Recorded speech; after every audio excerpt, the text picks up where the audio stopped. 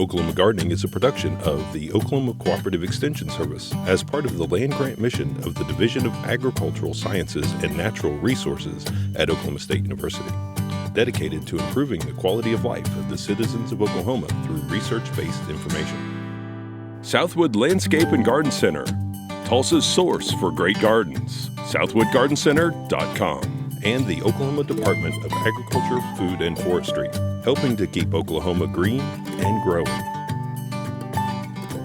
Today on Oklahoma Gardening, gardening guide Paul James joins host Casey Hentges to explore the beauty of bark. Our favorite forester, Mark Bays, introduces us to the concept of a poop forest. Near Cleo Springs, we travel back in time to Oklahoma's only remaining sod house. And Justin Moss visits Riverview Sod Ranch to see how far technology has come in both turf grasses and sod production.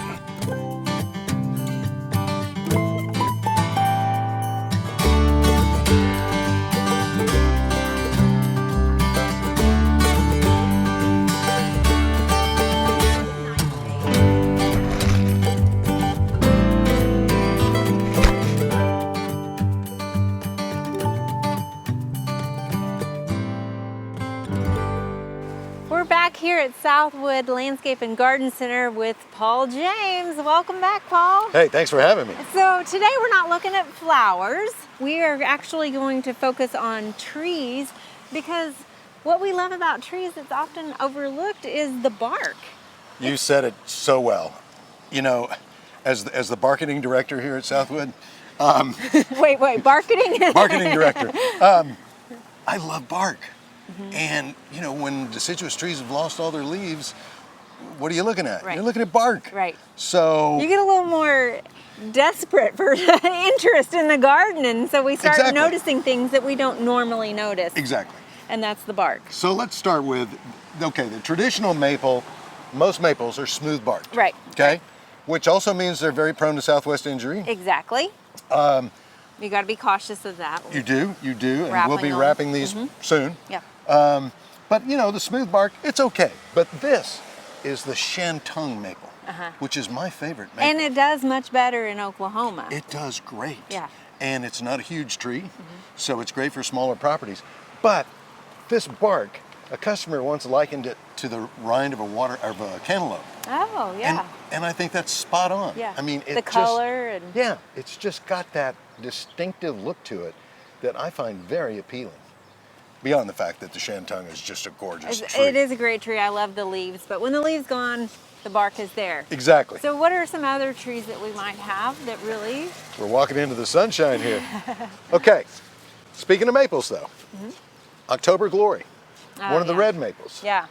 With this known for its foliage, fall foliage. One of the best. But when that fall foliage falls... But look how distinctive this modeling pattern is. Yeah, and that's not just the dappled light coming through creating highlights and shadows. No, that's exactly what it does. Now it'll do it, you know, as it matures, it does it even more. But I think that's a really interesting attribute to the tree. And it's not sick either. No, Some people might think that that's, you know... Not at all. But that's what it's supposed to look like. What's coming up next? Oh, you know, kind of an unusual one that I don't think people plant enough. Kentucky coffee tree. Oh, it's a native. It is. You've got to love this tree. And the bark will start to exfoliate a little bit, or I'm going to show you some examples of more exfoliating bark. But this is one that it just starts to split a little bit, and it's not a bad thing. Right. It's supposed to do that. It's supposed to do that. But it almost, to me, is like a lizard skin, the way it has these ridges. Yeah. As you look closely. And of course, this is a fairly small one right now. I mean, these get to be much larger. Pretty big trees. And they also have the pods that will stay on for winter interest. Right. But this is an espresso, so it is a seedless type. Right. In case you're mowing and you don't want to mess with that. Exactly. And that, you know, people have been looking for the seedless types, more cultivars that aren't so messy. Yeah, but it's a great tree, a native again for Oklahoma. Great tree. I think this is one of your favorite trees. I don't know. I can't bald pick, cypress. but it is one of my favorites. Yes, and absolutely. the bald cypress, again, it does this flaking. Yeah. And it's perfectly normal.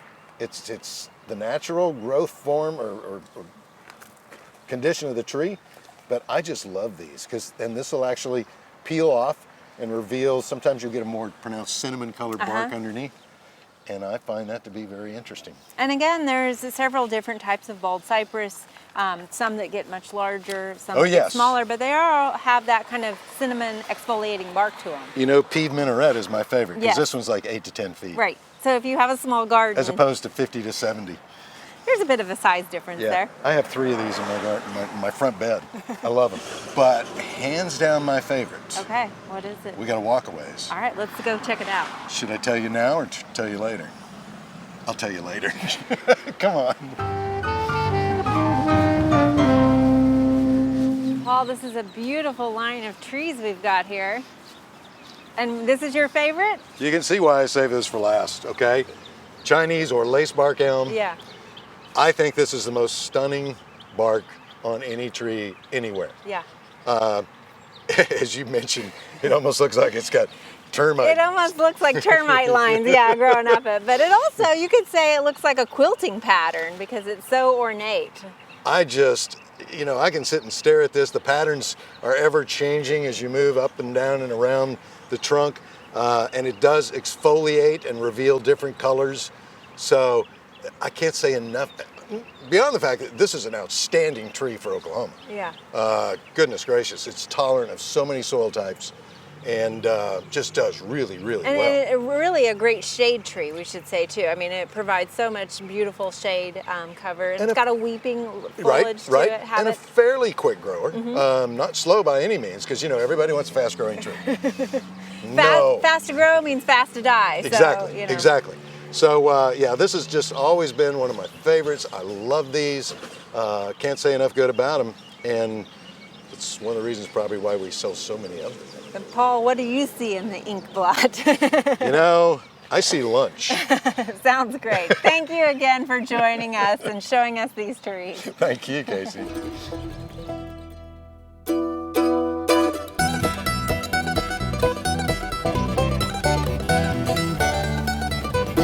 Have you ever wondered how a forest gets started with so many different species in it? Joining us today is Mark Bays, who is our urban and community forester for the state of Oklahoma, or one of the foresters, I should say. Mark, can you tell us a little bit about how forests get started?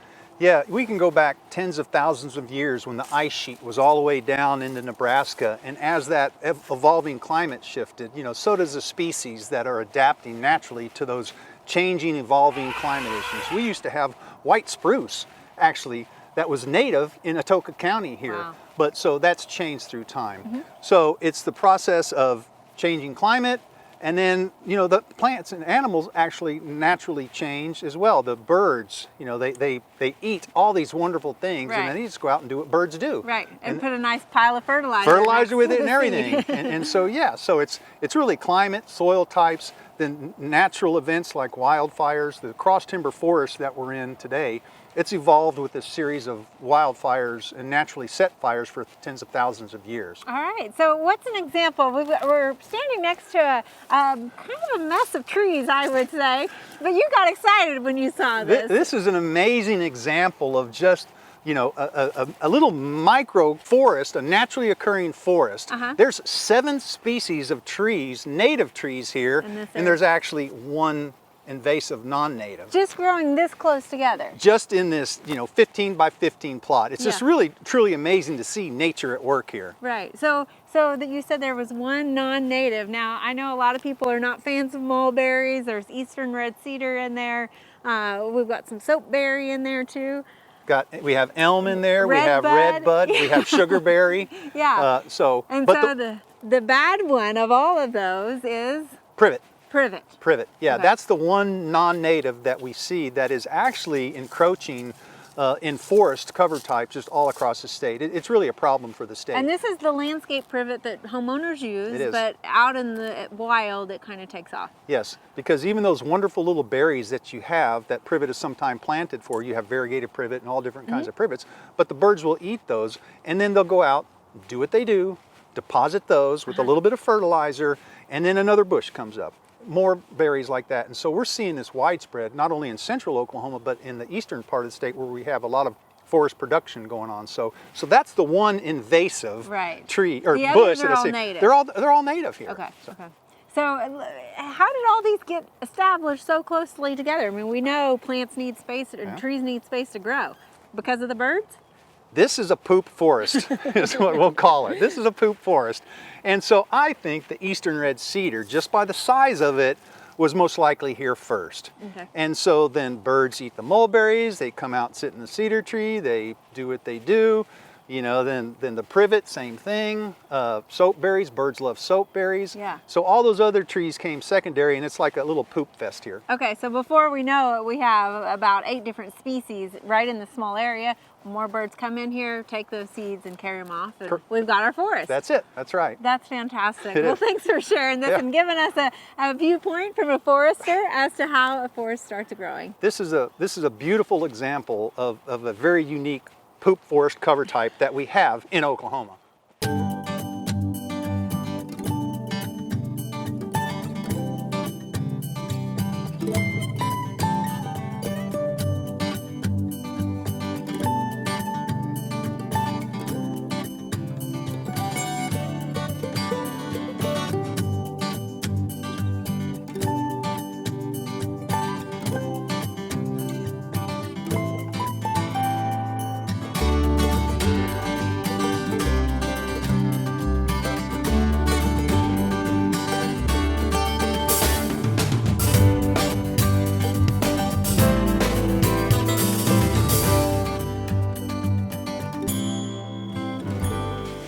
Today I'm walking out of the original Sod House at the original Sod House Museum operated by the Oklahoma Historical Society. And joining us today is Renee Trindle, who is the director here. And Renee, we wanted to look at sod in a completely different way. Can you tell us a little bit about the Sod House and how old it is? Well, it's 123 years old, and it took 1/2 acre of sod to build it. 1/2 acre of sod cut 4 inches thick is 96 tons of sod. That's a lot of weight behind us here. Yes, that's a lot of weight. And of course, Marshall McCulley had to go actually a mile north of here to a low valley area abundant with buffalo grass. And again, each block being 18 inches long and 12 inches wide and 4 inches thick. This particular sod house is said to be quite luxurious for the fact that it's 2 rooms instead of 1, but especially the fact that it does have glass windows in it. Yeah. And total cost was $6.86. And that was a rich house back then, Yes. right? Now on the inside, it doesn't look like the outside. It doesn't, you don't see those sod bricks. What did he do on the inside? Well, this one is very uptown because most sod houses were nothing more but mudded in. However, alkali clay is abundant in this area, and he understood the value of the clay. Went down along the creeks and rivers collecting it, plastered these interior walls with clay, sealing them completely off. So therefore, there has never been any interior deterioration, only exterior. Wow. And the blue inside the first room, that's not blue paint, but Mrs. McCulley wanted her home unique, so she had Marshall add bluing to the alkali clay to create her blue walls. Okay. And you have a roof of sod also. Is that what we Yes. would typically find on top of a sod house? Well, this roof was originally 12 inches thick. And of course, today you're looking at a new roof put on in 1967. This one is only 2 inches to mock the image and the look of a sod roof. But Marshall, the 12 inches thick was to actually would take and hold the sod house together.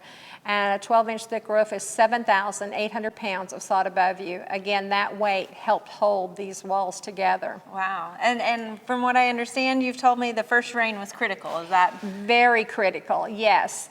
The pioneers, when building a sod house, the most important thing was after the sod was built, you needed that hard rain to wash all the loose dirt away and seal the cracks, and knowing that you had a quality home. So what about insects and some of the cracks and things like that? Well, believe it or not, there was good to everything. I had the privilege of hearing the granddaughter speak in the early 90s, and in standing inside, you're going to see sheets tacked to the ceiling. Well, the purpose was to catch sod and bugs from falling on you.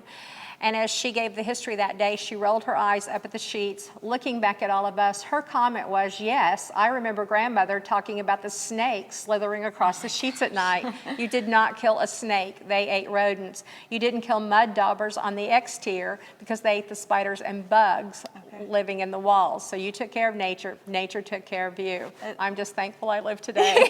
Yeah, it's a completely different way of life. So you mentioned that Miss McCauley liked to decorate a little bit. How did she decorate maybe the outside of her home? Well, believe it or not, they would actually they brought flower seeds down with them. And out here in the grasses and prairies, the best thing to do was throw the flower seeds on top of the roof. So when the spring came, you had color added to the home with the flowers blooming on top. Wow, I bet that was a sight to see. Yes. So tell us a little bit about like actually making the bricks. Well, on the pioneers in doing such a thing, you had a sod plow. The sod plow was strictly for breaking the virgin soils, and the thing about it is the share blade on it is perfectly straight. So in plowing that furrow slice, it rolled the sod over so slowly that you had perfect strips of sod. Then they came back cutting those furrow slices into blocks, making sod blocks. And so from there you would take and load them. Marshall McCulley actually went a mile north of here to plow his sod because it was buffalo grass. Buffalo grass is very important on using on a sod house because it's very, very short stem grass, and at the same time the root system to buffalo grass is over 12 inches deep, and that first 6 inches of the root system are very, very tight and very woven together, and that too would hold the house much better. Yeah, so it was a nice brick already because it has Yes. the fiber in there and the soil. Exactly, exactly. It's definitely a lot of work back in those Yes. days, and something that we don't think about anymore when we're considering putting sod in front of our house. Not quite. Not building a house out of sod. Not quite. Renee, thank you so much for sharing a little bit of Oklahoma history Thank with you. us. Enjoyed having you here today. Thank you.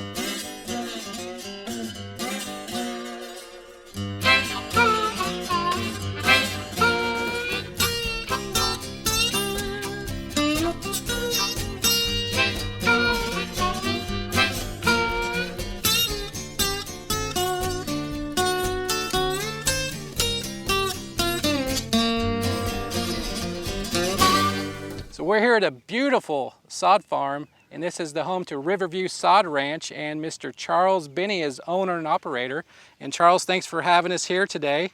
It's great to have you here. So we've got some great grasses that we've looked at today, and we want to talk about a little bit, and a great operation that you have here. Family-owned business, family-operated. Can you just tell us a little bit about what you have going on here? Started in 1975. I was a home builder. Thought I'd couldn't buy any good sod, so I thought I'd do it on the weekends, just a little side job. 80 hours a week later, I'm out here 7 days a week, just hooked on it, loving these grasses from OSU. They're great grasses. We've got, I showed you our experimental plots, all from OSU, all OSU grasses. It's distinctly from Dr. Wu's research and your research, and a lot of promise for the future. Great things coming. So tell us a little bit about the cultivars that you have right now. I see you've got some a nice shirt and a nice hat here. What are you growing out here? We're growing Latitude and Northbridge, the two that they have released, and they're beautiful grasses. They're on the OU football field. Great for the OU OSU game. That's right. And we're going to get ready to put it on the OU, new practice field next week. The Latitude 36, and it's in the Texas Rangers baseball stadium, and SC Dallas, the soccer field down there. They all love it. They all just love Latitude. So a lot of sports fields, a lot of golf courses, and things like that. What about the average consumer? Would they like these grasses? They would appreciate that they would get quality. That's what OSU has produced. These are good grasses.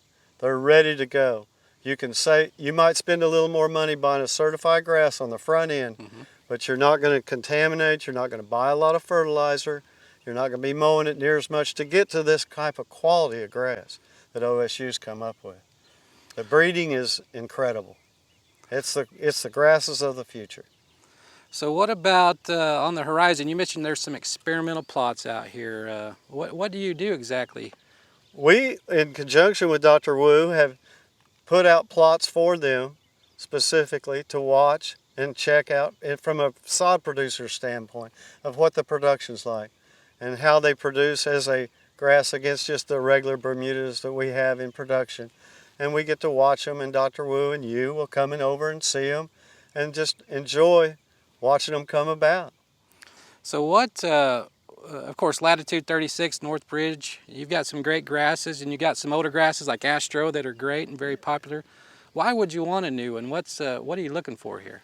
Looking for green up, cold tolerance. We're in a zone here where you can lose grasses in the winter to winter kill. When we get a lot of snow and stuff like that and it stands on the grass, we're looking to get just a better, tighter turf quality grass for the homeowner and for the sports field. You can mow this grass at 1.5 inches. You can mow it at 1/4 inch. You can mow it any way you want. You can make it into what you want it to be. And that's what's fun about them. The older grasses, you can't do that. So take us through a little bit. We saw your son's out here working hard, and you've got several employees out here. So how do you cut it? Do you just have individual machines out here? You got Ben doing that? How does that work exactly? Well, you just saw my son and his new toy over there. That looked pretty neat. Yeah, that's the newest generation of sod production in the United States. That's like the number 39 serial number. It's coming. And then we do cut what you call the big rolls for the commercial jobs. But the pallet grass is what the consumer wants. And the little small yards, like we have a lot of yards nowadays, they're 3,000 or 4,000 square feet, where you used to have 1/4 acre yards. The yards are getting smaller. So we cut a lot of pallet grass for that. So if a homeowner wants to buy a pallet of your sod, what are they getting? How many square feet they getting? How big are those pieces? Yeah, the pieces are 10 square feet. We usually put 500 square feet on a pallet. They can come out and pick it up, or we deliver it to them, any amount they want. And they can order the lattice. They can go on the website for Sod Solutions and look at all your products. And it explains and gives a cold tolerance. These grasses that you've got are much more cold tolerant. And that's a great product besides the fact that they're drought tolerant. Right. They're really good for the consumer. So they can get this 500 square foot of pallet, and you no longer have to go out there and stack it yourself, do you? No. Now what do you prefer? Would you rather be out stacking it, or would you rather drive that machine? That's a no-brainer. And the kids are loving it, sitting in the air conditioning. No sweat. Right. You can't beat that. No, but they're fun. It's fun. It's fun to take it to the consumer and have the consumer see what a beautiful instant product they're getting versus seed and all these things you see on TV where they spray the seed and the mulch and fill the patches in and stuff like that. We've got grass right now ready to go, and it's some of it will be up to 1 year old. It's really healthy. Doesn't need anything except a little love and attention. That's right. Dr. Wu and Dr. Martin and yourself, OSU has been a leader in the nation in this new turf grass varieties, which is so great for the country. It's what we need in this southern part of the United States is new good Bermudas, and we got them. You got them. It's OSU, here we go. And that's what's great about it is we want to do things that are good for our state, good for the growers of our state, and good for ultimately the homeowners in our state that they can use and use less water, use less fertilizers, and be more cold tolerant and all the things you mentioned. You're a servant of the land. You're taking care of the land. You're helping it out. You're not wasting your water by having to overwater it when it's new and you get some crummy sod. This stuff's ready. Ready to go. OSU is doing great things in the turf industry. You guys have got to be proud. So here we are by the Arkansas River here in Leonard, Oklahoma, Leonard. right near Bixby, and there's lots of great sod growers in the state. Lots of your friends around here doing the same thing as you. And we're not the only ones out here. Everybody we have an Oklahoma Sod Producers Association, which Dr. Martin works tightly with the Oklahoma Turfgrass Research Foundation. We support OSU and all the sod farmers. Everybody's in it because they like it. They're all old farmers, just like me, just loving it. Hey, you can't beat it. And you told me earlier, you don't take vacation because this is your vacation, you betcha. Right? You love it you out betcha. here. I don't need to go anywhere. Why go anywhere and fight the crowds? That's right. I got peace and quiet and everything else going around right here in the Arkansas River. Well, we appreciate it, Charles. Thanks for having us out today. Hey, I'm glad you came. All right, thank you.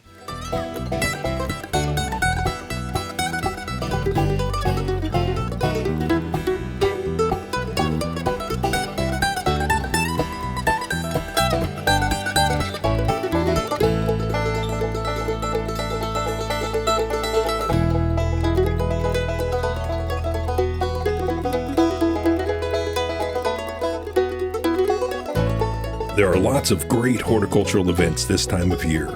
Be sure and consider these activities when you're making your plans for the weeks ahead.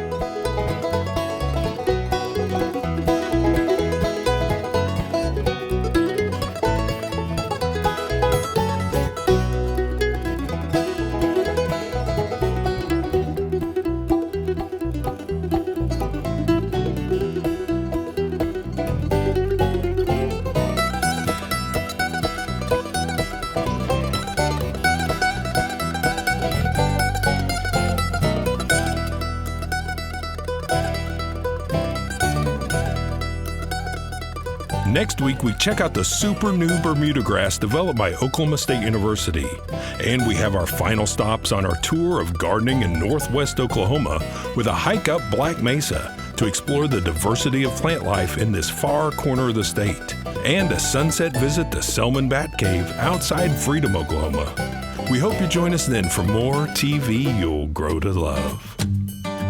To find out more information about show topics, as well as recipes, videos, articles, fact sheets, and other resources, including a directory of local extension offices, be sure and visit our website, oklahomagardening.okstate.edu. And we always have great information, answers to questions, photos, and gardening discussions on your favorite social media as well. Join in on Facebook, Twitter, and Instagram. You can find this entire show and other recent shows, as well as individual segments on our Oklahoma Gardening YouTube channel. And tune in to our OK Gardening Classics YouTube channel to watch segments from previous hosts. Oklahoma Gardening is produced by the Oklahoma Cooperative Extension Service as part of the Division of Agricultural Sciences and Natural Resources at Oklahoma State University.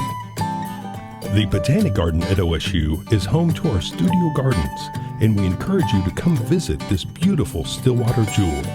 We wish to thank our generous underwriters, Southwood Landscape and Garden Center, and the Oklahoma Department of Agriculture, Food, and Forestry. Additional support is provided by Pond Pro Shops, Greenleaf Nursery and the Garden Debut Plants, and the Oklahoma Horticultural Society.